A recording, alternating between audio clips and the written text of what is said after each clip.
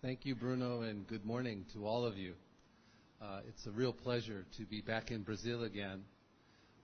Since I visited here with you last time, we have had a tremendous financial crisis in the north of the equator, which has only had a very minor impact down here in Brazil, which I'm very happy to see.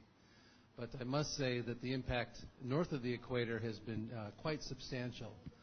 The worst recession since the so-called Great Depression of the 1930s. And so we are meeting here today in the aftermath of this tremendous economic cataclysm to talk about innovation. And I think I want to begin with this economic crisis because I think it does cast a shadow over the way that in business schools we teach our subjects. When I went to Harvard back in 1997, Robert Merton was awarded the Nobel Prize that year for his work on real options pricing.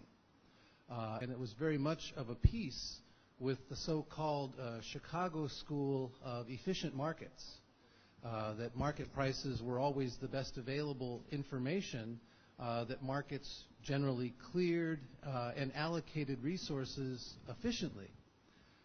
In the aftermath of this economic cataclysm in 2009, I'm pleased to tell you that this year's Nobel Prize in Economics went to a professor at the Haas School of Business at UC Berkeley, Oliver Williamson, a man that I studied under during my PhD. I had many classes from him.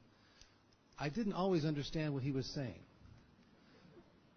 But nonetheless, a very brilliant man, and a man in the school of Ronald Coase, who talked about markets and firms, and that why do we, if markets are so efficient, why do we need companies? And the answer was that he offered was that in many cases, companies can organize economic activity more efficiently than markets can organize them. And a good example is in cases where you don't have prices for particular services or activities. So a family typically does not have prices for making breakfast in the morning or dinner in the evening, etc. Companies don't have internal price lists for the activities that they develop. So Professor Williamson's work about firms and markets reminds us that prices are not everywhere, that some cases markets are not the most efficient solution to organizing economic activity. And so the role that organizations play is very important in the larger global system. And so as we think about how to teach innovation, I think that in the business schools, we must work very hard in what we teach our students about finance and economics to help them understand and make sense of the last year's economic crisis. And perhaps we need to highlight more this comparative role of both organizations and markets as we do so.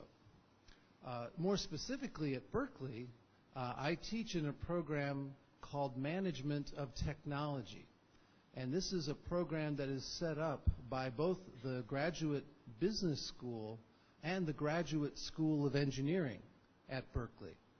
So in our classes, we have graduate engineers and graduate MBA students mixed together taking the same classes in this program. So from our engineering students, we typically can explore particular technologies in some depth, particularly when they're ones that the students are working on. And at the same time, we can also explore some of the business models and some of the economic issues facing these technologies in some depth, thanks to the presence of our MBA students. It makes for a very, very rich class discussion.